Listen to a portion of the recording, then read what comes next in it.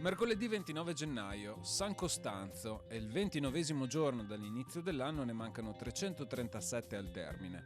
Il sole sorge alle 7:35 e tramonta alle 17:12. La luna si leva alle 10:04 e tramonta alle 21:43.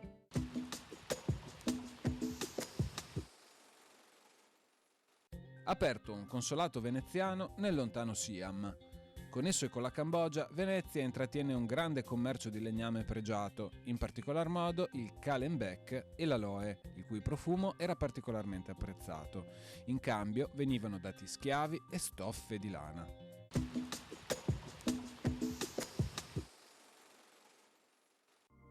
Le previsioni per domani.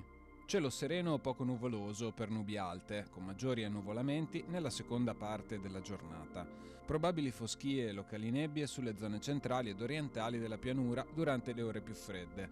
Temperature minime senza notevoli variazioni o in calo sulla pianura meridionale. Massime in generale diminuzione in pianura, stazionarie o in ripresa sulle zone montane.